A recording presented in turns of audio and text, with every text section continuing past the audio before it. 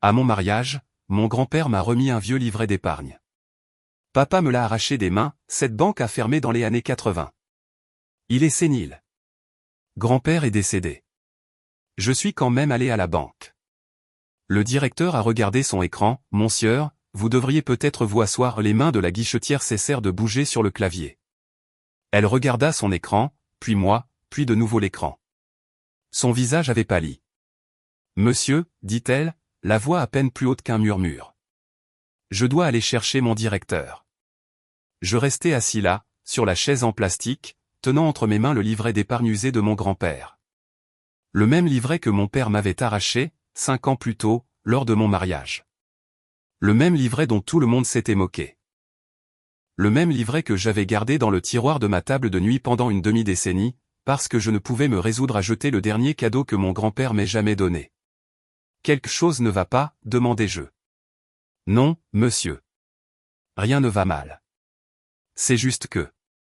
Je dois aller chercher mon directeur. S'il vous plaît, attendez ici. Elle courut presque vers l'arrière de la banque.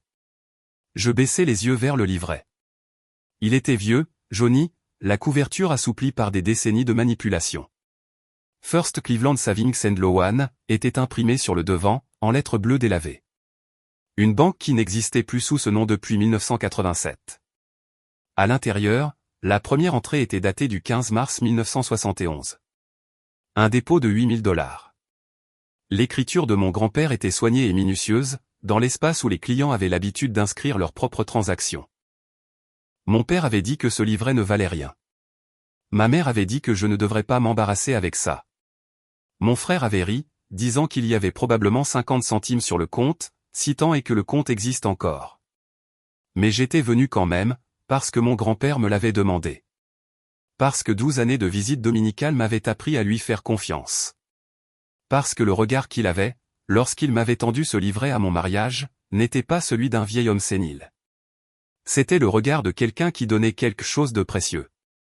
J'aurais dû venir plus tôt, mais la vie fait obstacle, et le doute s'installe.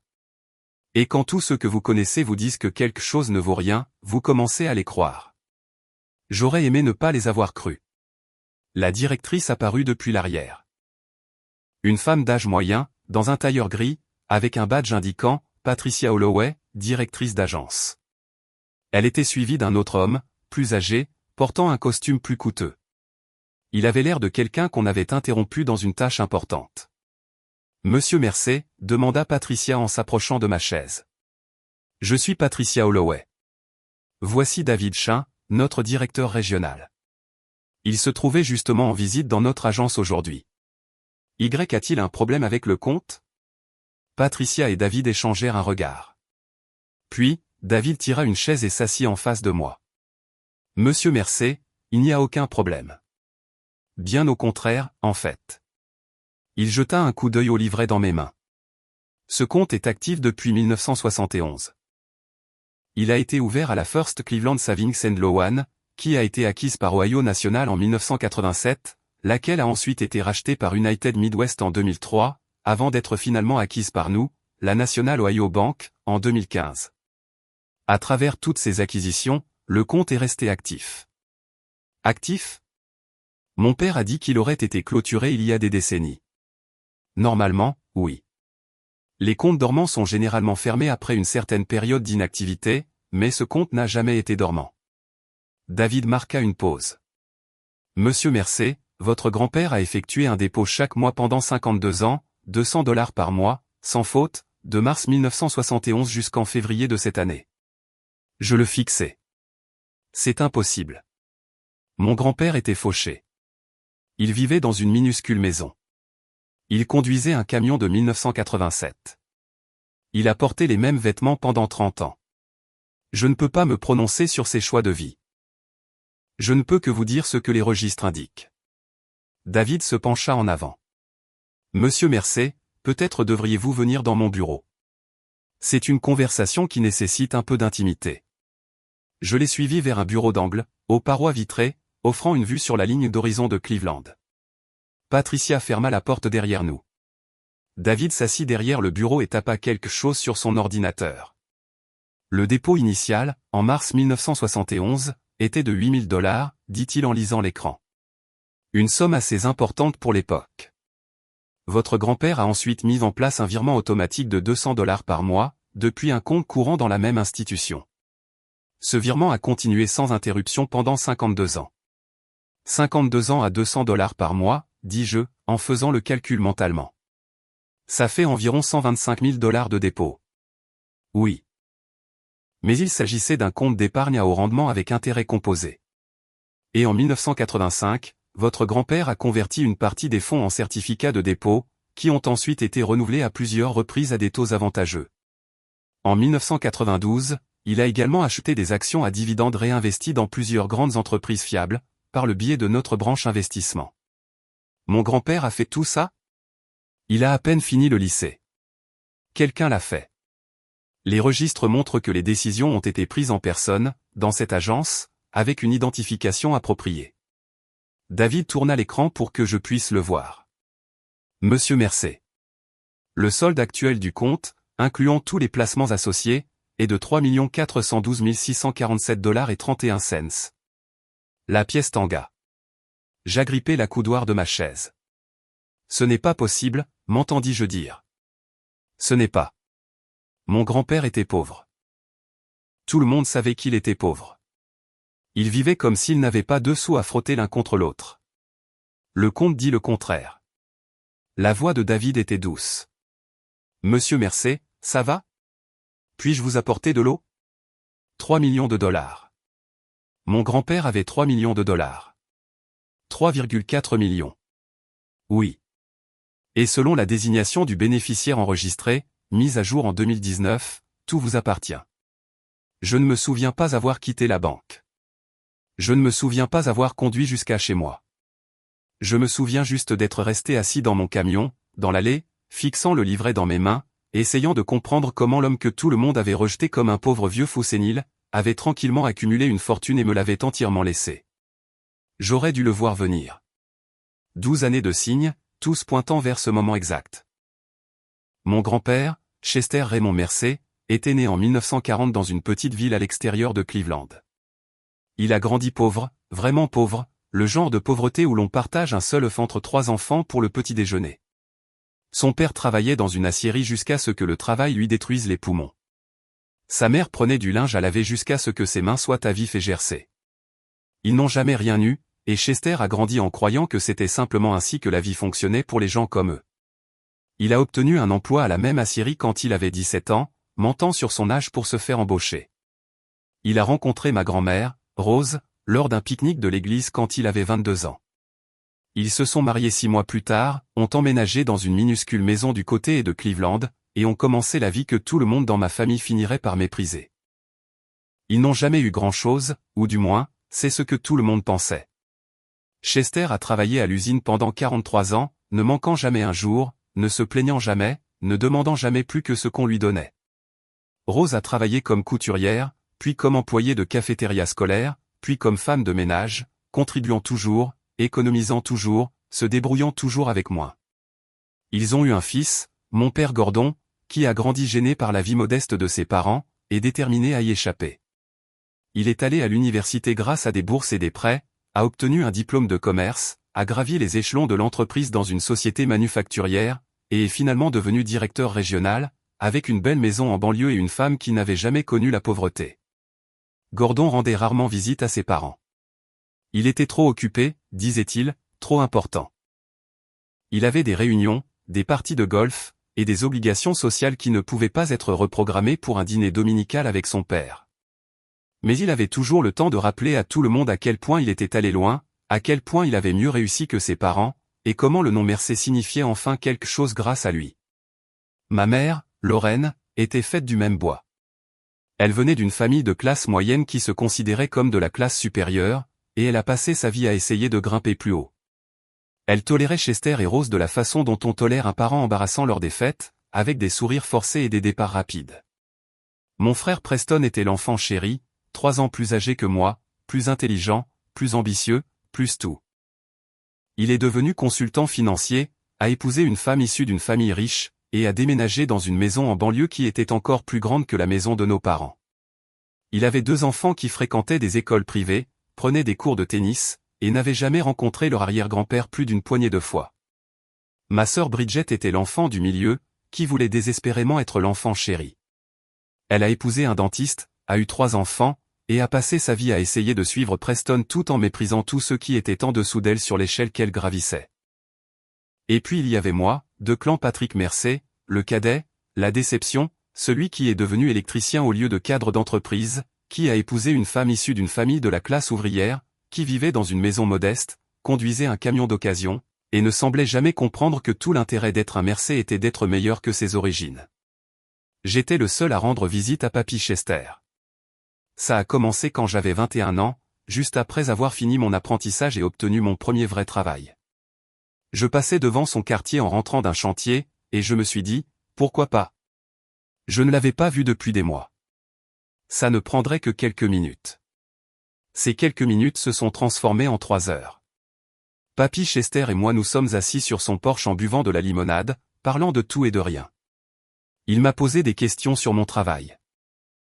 Et contrairement à tous les autres membres de ma famille, il écoutait vraiment les réponses. Il m'a raconté des histoires sur l'acierie, sur ma grand-mère, sur le Cleveland de sa jeunesse. Il a ri à mes blagues et en a raconté quelques-unes des siennes. Quand je suis parti ce soir-là, il a attrapé ma main et l'a tenue un moment. « Reviens quand tu veux, de clan », a-t-il dit. Ce vieil homme se sent seul parfois. Alors je suis revenu. Le dimanche suivant, et le dimanche d'après, et le dimanche encore après. Pendant 12 ans, sans faute, j'ai rendu visite à Papy Chester chaque semaine.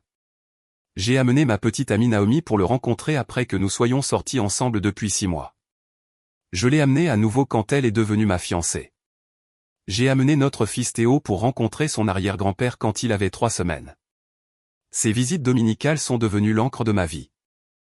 Peu importe ce qui se passait ailleurs, peu importe à quel point j'étais stressé par le travail, l'argent ou les drames familiaux, je savais que le dimanche après-midi serait paisible.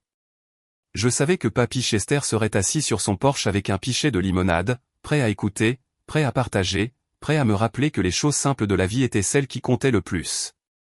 Nous avions des rituels, Papy et moi. J'apportais des beignets de la boulangerie sur la 5e rue.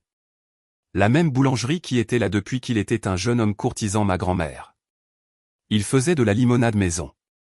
La recette transmise par sa mère, avec juste le bon équilibre entre le sucré et l'acide. Nous nous asseyions sur le porche si le temps était beau, dans la cuisine s'il ne l'était pas. Et nous parlions pendant des heures.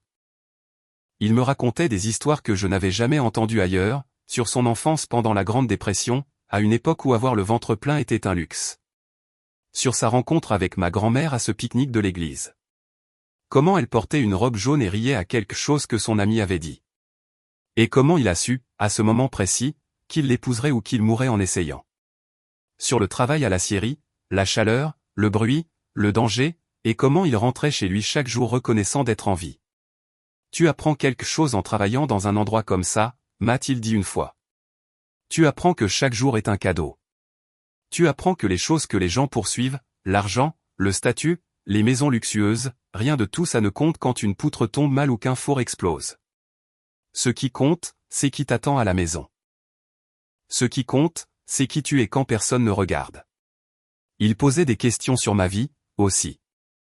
Pas les questions polies que mes parents posaient, celles qui visaient en réalité à savoir si je répondais à leurs attentes.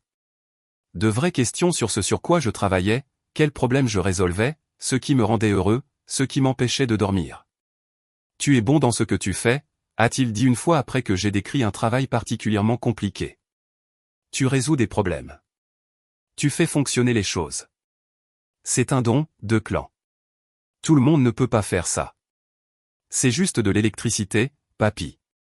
Ce n'est pas exactement sauver des vies. Non. Que se passe-t-il quand le courant est coupé dans un hôpital? Que se passe-t-il quand les lumières lâchent dans une maison où un enfant a peur du noir? Que se passe-t-il quand le chauffage d'une famille s'arrête en janvier? Il secoua la tête. Tu fais tourner le monde, de clan. Ne laisse jamais personne te dire que ça ne compte pas. J'ai souvent repensé à cette conversation, surtout quand mon père faisait des commentaires sur ma carrière, sur la façon dont j'aurais pu faire quelque chose de plus impressionnant, de plus prestigieux, de plus digne du nom Mercé. Papy Chester ne m'a jamais fait sentir que je n'étais pas assez. Il me faisait sentir que j'étais exactement qui je devais être. Pourquoi continues-tu d'aller là-bas, m'a demandé mon père une fois, lors d'un dîner de famille où Papy Chester n'avait pas été invité. De quoi parlez-vous même? De la vie, dis-je. Du travail. De Théo. De tout ce qui nous passe par la tête. Qu'est-ce qu'il pourrait bien avoir à dire sur la vie? Il a travaillé dans une usine pendant 40 ans. Il n'est jamais allé nulle part, n'a jamais rien fait, n'a jamais rien accompli qui vaille la peine d'en parler. Ce n'est pas vrai. Nomme une chose qu'il a accomplie, une chose qui compte. Je ne pouvais pas lui répondre. Pas de la façon dont il le voulait. Je ne pouvais pas pointer des diplômes, des promotions, des maisons ou des voitures. Tout ce que je pouvais montrer, c'était une vie vécue simplement, honnêtement, avec grâce, humour et amour. Et je savais que mon père ne comprendrait pas ça. Alors j'ai arrêté d'essayer d'expliquer. J'ai juste continué à lui rendre visite. Chaque dimanche, qu'il pleuve ou qu'il vente, pendant 12 ans. Ma grand-mère Rose est morte quand j'avais 25 ans. Papy Chester était dévasté. Ils étaient mariés depuis 56 ans, et il m'a dit une fois qu'il n'avait jamais passé une seule nuit loin d'elle en tout ce temps. Elle était tout mon monde, a-t-il dit, assis sur le porche le dimanche après ses funérailles. Le reste de la famille était rentré chez lui depuis des heures. J'étais le seul à être resté. Je ne sais pas comment vivre sans elle, de clan. Tu vas y arriver, papy. Un jour à la fois. C'est ce qu'elle avait l'habitude de dire. Il essuya ses yeux avec un mouchoir qui avait connu des jours meilleurs. Un jour à la fois. C'était toujours elle la plus forte. Je lui ai tenu la main pendant qu'il pleurait. J'avais 25 ans, et je n'avais jamais vu mon grand-père pleurer auparavant. Cela a brisé quelque chose en moi, et guéri quelque chose d'autre en même temps. Après la mort de Rose, mes visites sont devenues encore plus importantes. Papy Chester était seul maintenant, errant dans cette minuscule maison sans personne à qui parler, sauf moi. Mon père lui a rendu visite une fois, peut-être deux, au cours des 9 années entre la mort de Rose et celle de Chester. Preston ne lui a jamais rendu visite. Bridget est venue une fois, s'est plainte de l'odeur, et n'est jamais revenue. Mais je suis venu chaque dimanche. Et au cours de ces 9 années, j'ai appris plus sur mon grand-père que je n'en avais jamais su auparavant. J'ai appris que lui et Rose avaient gagné un procès contre la Syrie en 1971, après qu'il a été blessé dans un accident qui a failli lui coûter sa jambe. Ils ont reçu 15 000 $, une fortune à l'époque, et tout le monde s'attendait à ce qu'ils la dépensent. Acheter une plus grande maison, acheter une nouvelle voiture, prendre des vacances. Ils ne l'ont pas dépensé, ils l'ont investi. Tout le monde pensait que nous étions fous, m'a dit Papy Chester une fois, environ 3 ans avant sa mort. De mettre cet argent à la banque au lieu d'en profiter. Mais Rose et moi en avons parlé pendant longtemps. Nous avons décidé que nous préférions avoir la sécurité plutôt que des objets. Nous préférions savoir que cet argent était là, en train de grandir, d'attendre, plutôt que d'avoir une belle voiture qui rouillerait en 10 ans. Alors vous l'avez juste laissé là pendant toutes ces années? Nous en avons ajouté quand nous le pouvions. Un peu ici, un peu là. Rose était douée avec l'argent. Elle avait la tête pour les chiffres. Elle a trouvé comment le faire fructifier. Combien y a-t-il là-dedans maintenant, papy? Il sourit. Ce sourire mystérieux qu'il avait chaque fois qu'il gardait un secret. Assez. Plus qu'assez. Je n'ai pas demandé à nouveau. Ce n'était pas mes affaires. Et honnêtement, je supposais qu'il voulait dire assez pour payer ses funérailles, peut-être laisser un petit quelque chose à ses petits-enfants. Je n'ai jamais imaginé la vérité. Le mariage fut le moment où tout a changé. Naomi et moi nous sommes mariés un samedi après-midi de juin, il y a 5 ans maintenant. C'était un petit mariage, juste la famille et les amis proches, dans un lieu que nous pouvions à peine nous permettre, mais dont Naomi était tombée amoureuse dès qu'elle l'avait vu. Une vieille grange convertie en espace événementiel, avec des guirlandes lumineuses, des fleurs sauvages, et une vue sur la campagne qui vous faisait oublier que vous n'étiez qu'à 20 minutes du centre-ville de Cleveland. Je me souviens d'avoir été nerveux, pas à l'idée d'épouser Naomi. J'étais certain de ça. Mais à l'idée d'avoir toute ma famille au même endroit. À l'idée que Papy Chester soit là, entouré de gens qui le méprisaient. À l'idée des commentaires inévitables, des regards en coin, du dédain à peine dissimulé. Ma mère avait essayé de me convaincre de ne pas l'inviter. Il ne sera pas à sa place, avait-elle dit lors d'une de nos réunions de planification. Il n'a rien d'approprié à porter. Il va s'humilier lui-même, et toi avec. C'est mon grand-père. Il vient. Au moins, fais-le asseoir au fond, loin des collègues de Gordon. Il sera assis au premier rang, maman. Juste là où est sa place. De clan, sois raisonnable. Ton père a des clients importants qui viennent. Tu veux qu'il voie. Voit quoi? Un vieil homme qui aime son petit-fils? Un vieil homme qui n'a jamais manqué une visite dominicale en 12 ans? Un vieil homme qui se soucie réellement de moi, au lieu de ce que je peux faire pour sa carrière? Elle ne m'a pas parlé pendant 2 semaines après cette conversation. Mais le jour du mariage, elle a affiché son meilleur faux sourire et a prétendu que tout allait bien. C'était la spécialité de ma mère, prétendre que tout allait bien tout en jugeant tout le monde silencieusement. Papy Chester est arrivé dans son vieux camion, le Ford de 1987 qu'il conduisait depuis avant ma naissance. Le moteur cliquetait alors qu'il entrait sur le parking, attirant les regards des approbateurs des collègues de mon père et de leur berline de luxe. Mais papy n'a pas semblé le remarquer ou s'en soucier. Il est sorti du camion avec un sourire sur le visage et un sac cadeau à la main. Il portait un costume que je n'avais jamais vu auparavant, bleu marine, un peu démodé dans sa coupe, mais propre, repassé et clairement bien entretenu. Plus tard, Naomi m'a dit qu'elle avait vu une photo de lui portant ce même costume au mariage de mes parents, 40 ans plus tôt. Il l'avait gardé toutes ces années, attendant une occasion assez importante pour le porter à nouveau. Quand je l'ai vu marcher vers le lieu de réception, j'ai failli pleurer.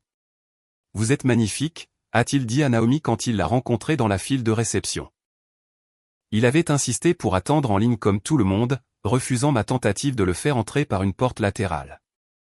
Mon petit-fils est un homme chanceux. Je pense que c'est moi qui suis chanceuse, a dit Naomi. Il parle de vous tout le temps. Que de bonnes choses. J'espère, les meilleures choses. Il dit que vous êtes la personne la plus sage qu'il connaisse. Les yeux de papy Chester brillèrent. Il tendit la main et prit les siennes. Prenez soin de lui, d'accord? Il est spécial, celui-là. Pas comme les autres. Je sais. C'est pour ça que je l'épouse. Il l'a serrée dans ses bras. Cette femme qu'il n'avait rencontrée qu'une poignée de fois. Et j'ai vu des larmes couler sur ses joues burinées. J'ai dû détourner le regard, sinon j'aurais commencé à pleurer moi aussi. La réception fut gênante, comme je savais qu'elle le serait. Les collègues de mon père se regroupaient dans un coin, parlant affaires, golf et marché boursier. Les amis de ma mère se regroupaient dans un autre coin, parlant rénovation, vacances, et de tout ce dont elle parlait. Preston et Bridget circulaient dans la salle, faisant du réseautage, de la lèche, traitant mon mariage comme une opportunité commerciale. Papy Chester était assis à la table de la famille, la plupart du temps seul, observant tout avec ses yeux calmes et observateurs. J'ai essayé de passer du temps avec lui, mais il y avait tellement de gens qui réclamaient mon attention, tellement de mains à serrer et de photos à prendre. Ce fut vers la fin de la réception, quand les choses se calmaient, qu'il me trouva. « De clan, dit-il en me tirant à l'écart. J'ai quelque chose pour toi. Il fouilla dans la poche intérieure de sa veste de costume et en sortit un petit carnet usé. Un livret d'épargne, le genre que les banques donnaient aux clients avant que tout ne devienne numérique. Qu'est-ce que c'est? Ton cadeau de mariage. Il le pressa dans mes mains. Pour ton avenir. Pour Naomi. Pour les enfants que vous allez avoir. Je regardai le livret. First Cleveland Savings and Loan, sur la couverture. Les pages à l'intérieur étaient jaunies et remplies d'entrées remontant à 1971. Papy, je ne comprends pas, tu l'apporteras à la banque. Pas maintenant. Quand tu seras prêt. Quand tu en auras besoin. Il serra mes mains. N'en parle à personne. Pas à ton père, pas à ta mère, personne. Garde-le juste en sécurité jusqu'à ce que le moment soit venu. Papy. Mais avant que je puisse dire quoi que ce soit d'autre, mon père apparut à mon coude. Qu'est-ce que c'est? Demanda Gordon, tendant la main vers le livret. Qu'est-ce qu'il t'a donné? Ce n'est rien, papa. Juste une carte. Mais mon père fut plus rapide que moi. Il m'arracha le livret des mains et l'ouvrit. First Cleveland Savings and Loan. Il commença à rire. Chester, cette banque n'existe plus. Elle a fermé il y a 30 ans. Elle a été acquise, dit doucement papy Chester. Le compte est toujours actif. Actif avec quoi? Les 50 $ que tu as déposés en 1971? Gordon agita le livret en l'air. C'est sans valeur, Chester. C'est littéralement sans valeur. Le compte a probablement été fermé il y a des décennies. Même s'il existe encore, il n'y a rien dedans. Rends-le-moi, dis-je. Je te fais une faveur, fiston. Je t'épargne l'embarras d'entrer dans une banque avec cette ordure. Il se tourna vers ma mère, qui était apparue à côté de lui. Lorraine, regarde ça. Le vieil homme donne à Declan un livret d'une banque qui n'existe pas, ma mère secoua la tête. Chester. Honnêtement, tu n'aurais pas pu juste lui faire un chèque comme une personne normale? Il n'y a rien de normal à être fauché, dit Preston, se joignant à la conversation. Parce qu'il ne pouvait jamais résister à une occasion de se moquer de quelqu'un. Regarde les choses en face, papy. Tu n'as rien à donner. Tu n'as jamais rien eu. Pourquoi prétendre le contraire? Rends-le-moi, dis-je à nouveau, ma voix plus dure cette fois. Mon père me regarda avec surprise. Puis il haussa les épaules et me lança le livret. Je l'attrapai contre ma poitrine. Bien. Garde ton souvenir sans valeur. Mais ne dis pas que je ne t'ai pas prévenu quand tu entreras dans la banque qui a absorbé First Cleveland et qu'ils te riront au nez jusqu'à la sortie. Je garderai ça à l'esprit. Papy Chester croisa mon regard. Il fit un clin d'œil. Et dans ce clin d'œil, je vis quelque chose que je ne compris pas sur le moment. De la confiance. De la certitude. Le regard d'un homme qui savait exactement ce qu'il faisait. Prends soin de ce livret, dit-il assez fort pour que tout le monde entende. Il a plus de valeur qu'aucun d'eux ne le sait. Mon père ricana. La sénilité s'aggrave. Quelqu'un devrait vraiment chercher une maison de retraite pour lui. Papy Chester se contenta de sourire. J'ai gardé le livret. Je l'ai mis dans le tiroir de ma table de nuit, sous ma montre et mes clés de rechange, et je l'ai laissé là. Je me disais que j'irais à la banque un jour, juste pour voir, juste pour savoir. Mais les semaines se sont transformées en mois, et les mois se sont transformés en années, et le doute s'est insinué comme il le fait toujours. Et si mon père avait raison? Et si le compte était fermé? Et s'il n'y avait vraiment rien, et qu'aller à la banque ne ferait que confirmer ce que tout le monde croyait déjà? Que papy Chester était un doux vieil homme qui n'avait rien à donner. Je ne pouvais pas supporter que cela soit confirmé, alors j'ai laissé le livret dans le tiroir et j'ai prétendu qu'il n'existait pas. Papy Chester est mort un mardi matin de février. Il est parti paisiblement dans son sommeil, dans le même lit où il avait dormi à côté de ma grand-mère pendant 56 ans. La voisine l'a trouvé quand elle est venue prendre de ses nouvelles et qu'il n'a pas répondu à la porte. C'est moi qui ai identifié le corps. C'est moi qui ai appelé les pompes funèbres. C'est moi qui me suis assis dans cette minuscule maison, entouré de 50 ans d'une vie simple, et qui ai pleuré le dernier homme bon de ma famille. Les funérailles furent modestes. Quelques voisins, quelques vieux amis de l'usine, des gens qui connaissaient vraiment Chester et se souciaient de lui. Mon père est venu, mais il s'est plaint du cercueil bon marché. Ma mère est venue, mais elle est partie tôt pour un rendez-vous chez le coiffeur. Preston est venu, mais il a passé la majeure partie du service sur son téléphone. Bridget est venue, mais elle a apporté son propre désinfectant pour les mains et a refusé de s'asseoir sur les bancs. J'ai prononcé l'éloge funèbre parce que personne d'autre ne voulait le faire. Mon grand-père Chester n'était pas un homme riche, dis-je, debout au pupitre, regardant l'assemblée clairsemée. Il n'avait pas de grande maison ni de voiture de luxe. Il n'a pas voyagé à travers le monde ni bâti un empire commercial. Selon toutes les mesures que la société utilise pour juger le succès, il n'avait rien. Mais selon les mesures qui comptent vraiment, il avait tout. Il avait une femme qu'il a aimée pendant 56 ans. Il avait un foyer qui était toujours chaleureux et accueillant. Il avait un rire qui pouvait remplir une pièce. Il avait une patience qui pouvait calmer n'importe quelle tempête. Il avait une sagesse qu'il partageait librement avec quiconque le demandait. Il m'a appris que les choses simples sont celles qui comptent. Un verre de limonade froide par une journée chaude. Un dimanche après-midi avec rien d'autre à faire que parler. Une poignée de main qui signifie quelque chose.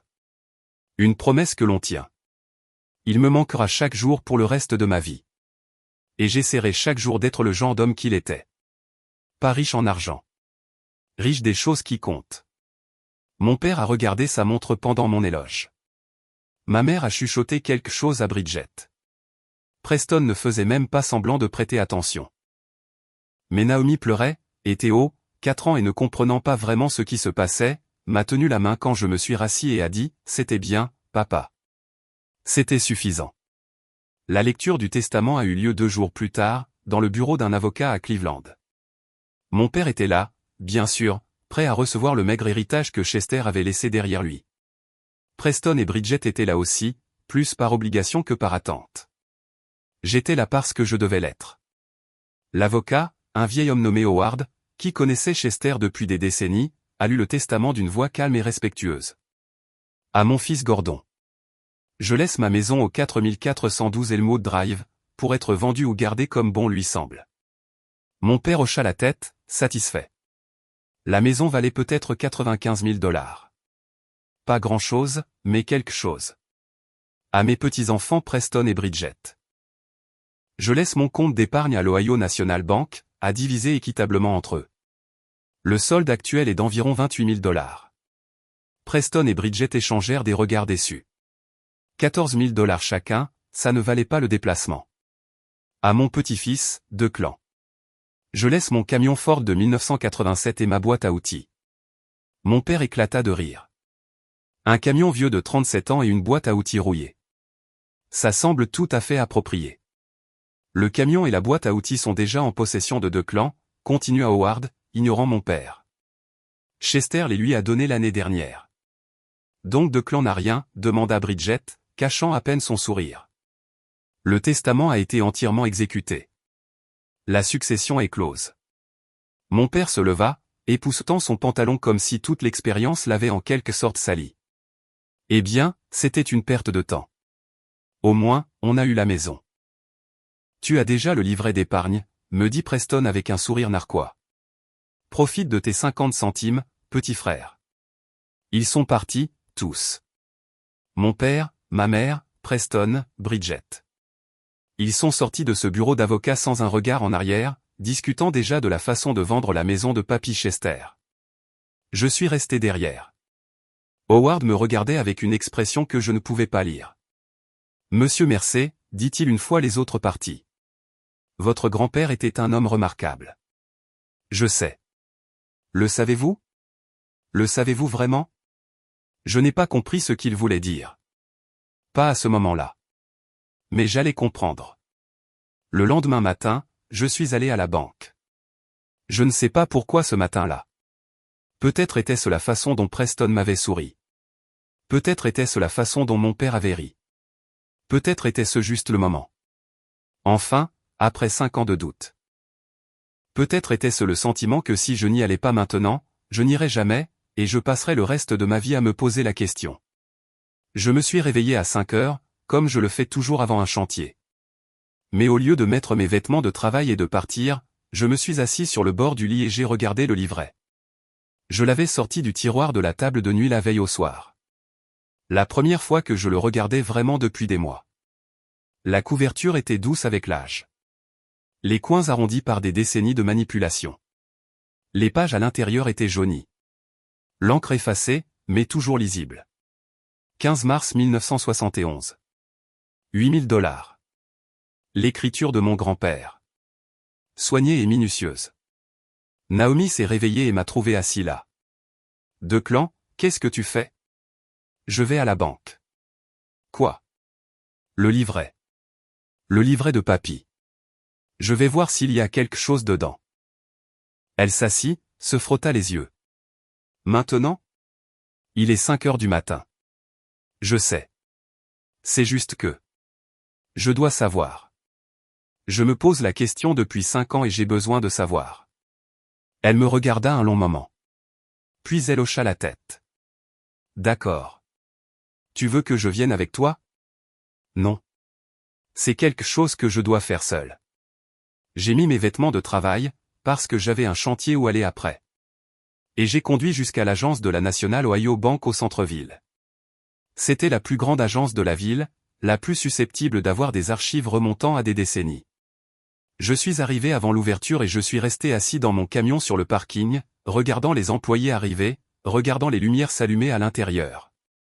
À 9 heures précises, j'ai franchi les portes. L'agence était moderne, tout en verre, chrome et écran numérique. Rien à voir avec les vieilles caisses d'épargne dont je me souvenais de mon enfance. Je me suis senti déplacé immédiatement. Un homme en bottes de travail et chemise en flanelle, tenant un livret jauni d'une banque qui n'existait plus depuis des décennies. J'ai attendu en ligne comme tout le monde. J'ai regardé les guichetiers aider les clients avec des demandes normales, dépôt, retrait, demande de renseignements sur les comptes, des affaires bancaires normales pour des gens normaux par un matin normal. Quand ce fut mon tour, je m'avançai vers le comptoir. La guichetière était jeune, peut-être 25 ans, avec un sourire professionnel et un badge indiquant « Jennifer ». « Comment puis-je vous aider aujourd'hui, monsieur ?» Je posai le livret sur le comptoir. « Je ne suis pas sûr que ce compte existe encore, dis-je. Il vient de la First Cleveland Savings and Loan. Mon grand-père me l'a donné. » Jennifer prit le livret et le regarda comme si je lui avais tendu un artefact de musée. Elle le retourna, l'ouvrit, étudia les entrées à l'intérieur. « First Cleveland, dit-elle. Je n'ai jamais entendu parler de cette banque. Elle a été acquise il y a longtemps, peut-être plusieurs fois. Je ne sais pas si le compte est toujours actif ou s'il a été clôturé. Je veux juste savoir. Laissez-moi voir ce que je peux trouver dans le système. » Elle tapa quelque chose sur son ordinateur. Puis elle tapa autre chose. Puis elle fronça les sourcils et tapa à nouveau. C'est à ce moment-là que ses mains cessèrent de bouger. C'est à ce moment-là que son visage devint pâle. C'est à ce moment-là qu'elle regarda son écran. Puis moi. Puis de nouveau l'écran, comme si elle voyait quelque chose qui ne pouvait pas être réel. « Monsieur, dit-elle, la voix à peine plus haute qu'un murmure. Je dois aller chercher mon directeur. Quelque chose ne va pas ? Non monsieur, rien ne va mal. C'est juste que... Je dois aller chercher mon directeur. S'il vous plaît, attendez ici. » Elle courut presque vers l'arrière de la banque. Et c'est là que ma vie a changé. Le trajet de retour depuis la banque est encore flou. Je me souviens m'être garé dans l'allée. Je me souviens être resté assis dans le camion pendant longtemps, fixant le livret, essayant d'assimiler ce que je venais d'apprendre. 3,4 millions de dollars. Mon grand-père, l'homme que tout le monde qualifiait de pauvre, l'homme que tout le monde prenait en pitié, l'homme que tout le monde rejetait, avait été millionnaire.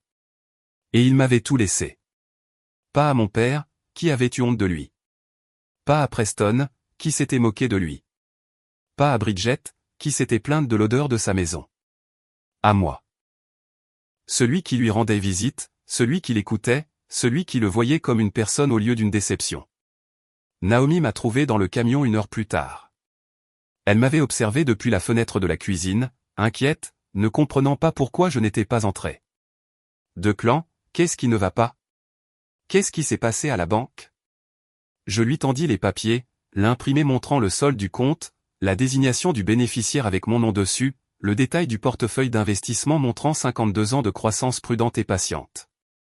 Elle le lut 2 fois. Puis elle s'assit dans l'allée, directement sur le béton, et commença à pleurer. « C'est réel ?» demandait-elle sans cesse. « C'est réel ? Est-ce que c'est vraiment réel ? » « C'est réel. Tout est réel. 3 millions de dollars. Ton grand-père avait 3 millions de dollars. 3,4 millions. Et il nous a tout laissé. » Naomi me regarda, les larmes coulant sur son visage. « Pourquoi ? Pourquoi nous ? » Je connaissais la réponse. Je la connaissais depuis 12 ans, chaque dimanche assis sur ce porche avec de la limonade et de la conversation. « Parce que je suis venu, dis-je. Parce que je lui ai rendu visite. Parce que je l'ai vu. » La confrontation avec ma famille a eu lieu 1 semaine plus tard. Je ne l'avais pas planifiée. Je ne la voulais pas. Mais mon père a découvert l'argent, comme les pères découvrent toujours ce genre de choses. Et il a exigé une réunion chez lui. Quand je suis arrivé, ils étaient tous là. Mon père faisant les 100 pas près de la cheminée. Ma mère assise sur le canapé, les bras croisés. Preston et Bridget la flanquant comme des gardes du corps. 3,4 millions de dollars, a dit mon père avant même que je ne m'assoie. Mon père avait 3,4 millions de dollars cachés sur un compte bancaire et il t'a tout laissé. Il t'a laissé la maison. Il a laissé à Preston et Bridget le compte d'épargne. La maison vaut 95 000 dollars. Le compte d'épargne avait 28 000 dollars. Et tu as eu 3 millions. Le visage de mon père était rouge. Comme il le devenait quand il était furieux. Dans quel monde est-ce juste? Dans le monde où je lui rendais visite, où je l'écoutais, où je le traitais comme un être humain au lieu d'une honte. Je suis son fils. Alors pourquoi lui as-tu rendu visite 2 fois en 9 ans? Pourquoi as-tu ri de son livret? Pourquoi l'as-tu traité de sénile et suggéré de le mettre dans une maison de retraite? Je ne savais pas qu'il avait de l'argent. Exactement. Je laissais ce mot flotter dans l'air. Tu ne savais pas qu'il avait de l'argent. Et quand tu pensais qu'il n'avait rien, tu ne voulais rien avoir à faire avec lui. Maintenant, tu découvres qu'il était riche, et soudainement tu es son fils dévoué. C'est de la fraude, dit Preston en s'avançant. Papy n'était clairement pas compétent mentalement. Aucune personne saine d'esprit ne cache 3 millions de dollars et vit comme un pauvre. On peut contester la désignation du bénéficiaire. Plaider l'influence indue. Plaider la capacité diminuée. Vous pouvez essayer. Mais la banque a des archives remontant à 52 ans. Des dépôts mensuels, des décisions d'investissement, toutes prises en personne, toutes documentées.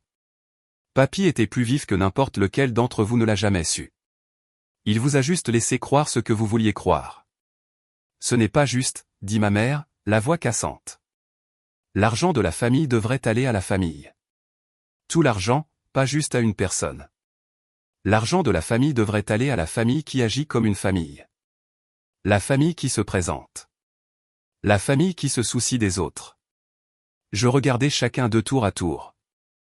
Quand est-ce que l'un d'entre vous lui a rendu visite pour la dernière fois? Quand est-ce que vous l'avez appelé pour la dernière fois juste pour parler, pas parce que vous aviez besoin de quelque chose? Quand est-ce que vous l'avez traité comme s'il comptait pour la dernière fois? Silence. C'est bien ce que je pensais. Je marchais vers la porte, puis je m'arrêtais et me retournais. Papy Chester vivait simplement parce qu'il le voulait, pas parce qu'il le devait. Il aurait pu acheter un manoir, aurait pu voyager à travers le monde, aurait pu faire tout ce qu'il voulait. Mais il a choisi la limonade sur le porche. Il a choisi les visites du dimanche. Il a choisi les choses qui le rendaient réellement heureux. C'est insensé, dit Bridget. Non, c'est de la sagesse. Et il a essayé de l'enseigner à vous tous, mais vous étiez trop occupés à le regarder de haut pour apprendre quoi que ce soit. Je suis sorti. Je n'ai pas regardé en arrière. Cela fait 6 mois que j'ai appris la vérité. L'argent est investi maintenant. La majeure partie grandit de la même façon que Papy Chester l'a fait grandir, lentement, patiemment, avec une vision à long terme qui valorise la sécurité plus que le clinquant. Je travaille avec un conseiller financier, quelqu'un qui a compris immédiatement ce que je voulais faire de cet héritage. Quelqu'un qui n'a pas essayé de me convaincre d'acheter des yachts ou des maisons de vacances ou toutes ces choses que les gens achètent apparemment quand ils reçoivent de l'argent. Je veux pouvoir donner à mon fils ce que mon grand-père m'a donné, lui ai-je dit lors de notre première réunion. Pas l'argent. La sécurité. La certitude qu'il ira bien, peu importe ce qui arrive. Il a hoché la tête comme s'il comprenait. Peut-être qu'il comprenait. Peut-être avait-il vu assez de nouveaux riches pour savoir que ceux qui gardent les pieds sur terre sont ceux qui se souviennent d'où ils viennent. Nous avons mis en place un fonds pour Théo.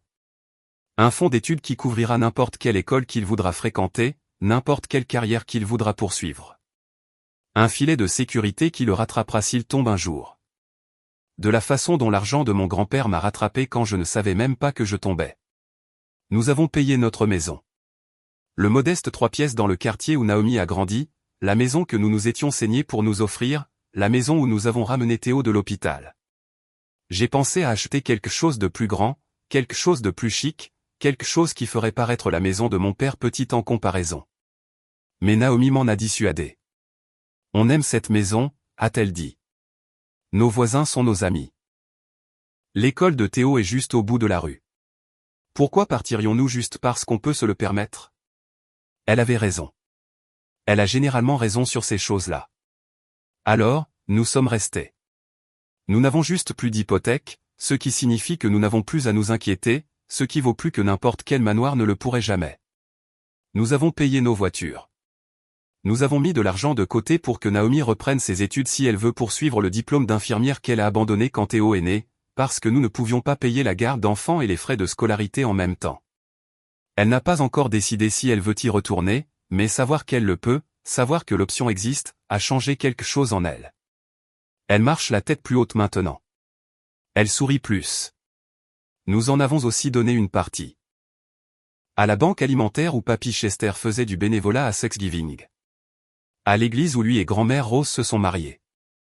Au fond de bourse d'études du lycée local, pour les gamins qui veulent aller en école professionnelle mais ne peuvent pas se le permettre. Ton grand-père aurait aimé ça, a dit Naomi quand je lui ai parlé de la bourse aidant les enfants à apprendre à travailler de leurs mains. J'espère. J'espère qu'il le sait. Mais je travaille toujours.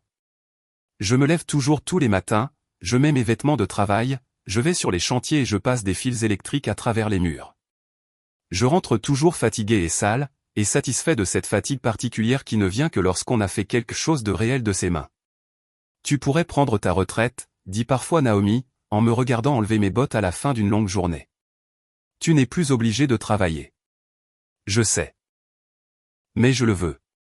Pourquoi? Parce que j'aime ça. Parce que ça compte. Parce que Papy Chester a travaillé toute sa vie. Même quand il n'était pas obligé. Et je pense que je comprends enfin pourquoi.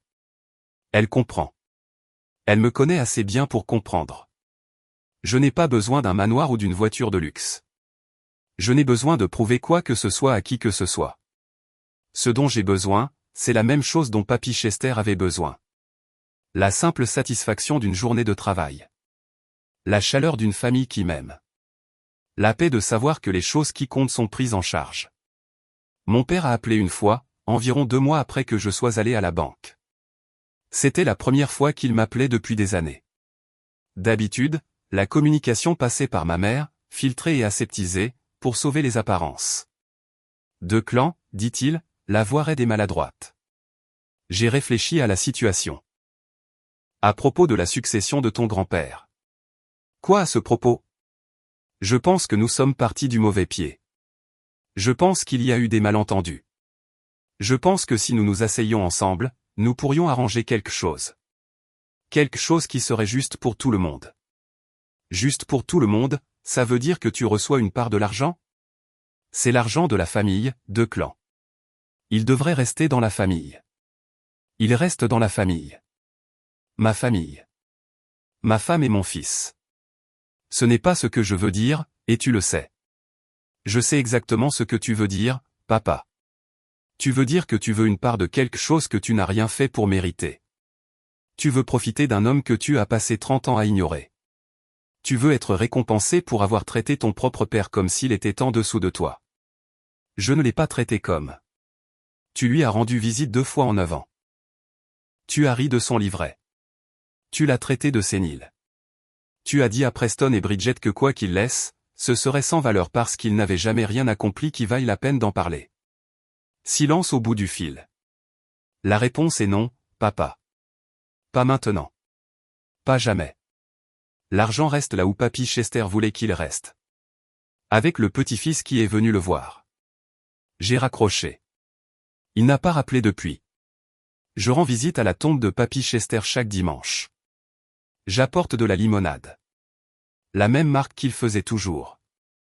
Et je m'assois sur l'herbe à côté de sa pierre tombale et je lui parle. Parfois Naomi vient avec moi. Parfois Théo vient aussi, bien qu'ils ne comprennent pas encore tout à fait pourquoi nous y allons ou à qui nous rendons visite. C'est ton arrière-grand-père, lui dis-je en montrant la pierre tombale. Il t'aimait beaucoup. Il avait l'habitude de te tenir quand tu étais bébé et de chanter de vieilles chansons que sa mère lui avait apprises. Est-ce qu'il était gentil? Demande Théo. C'était la personne la plus gentille que j'ai jamais connue. Plus gentil que toi? Bien plus gentil que moi. J'apprends encore comment être comme lui. Théo réfléchit à cela un moment.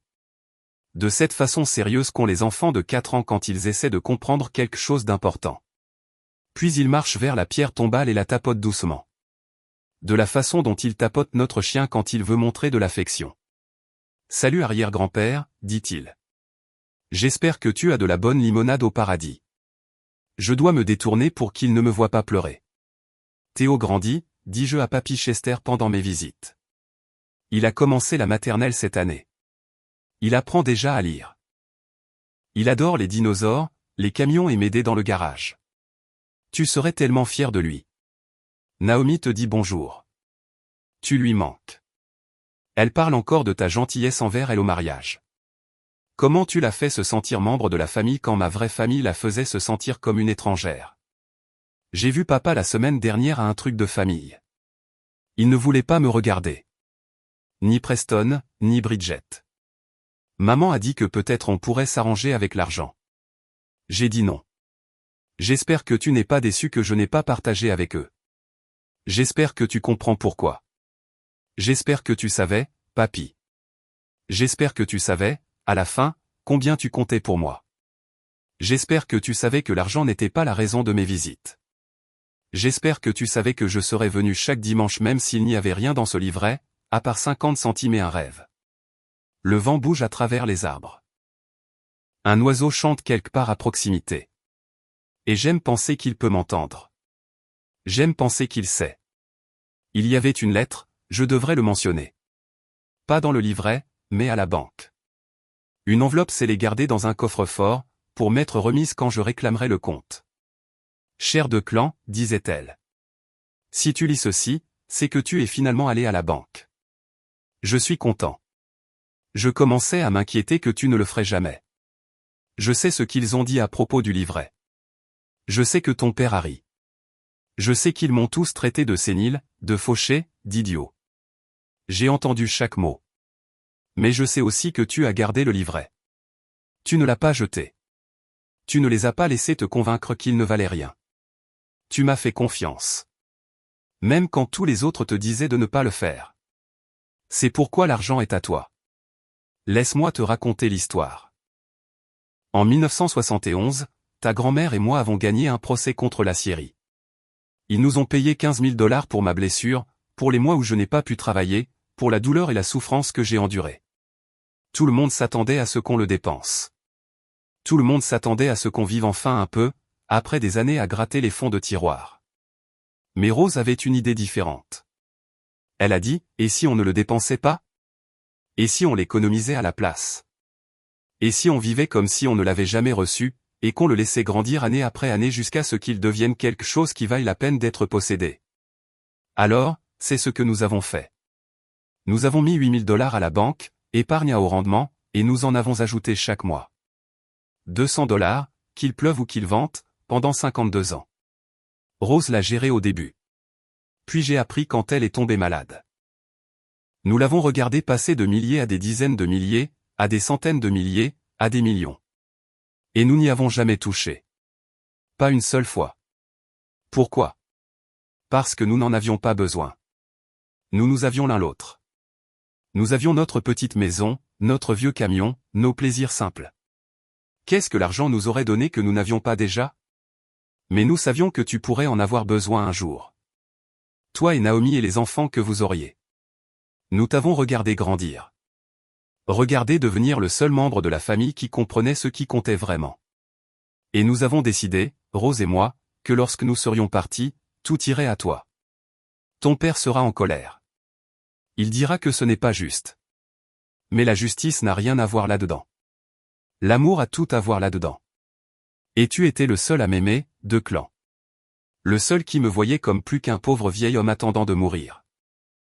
Utilise l'argent sagement. Vis simplement, de la façon dont ta grand-mère et moi vivions.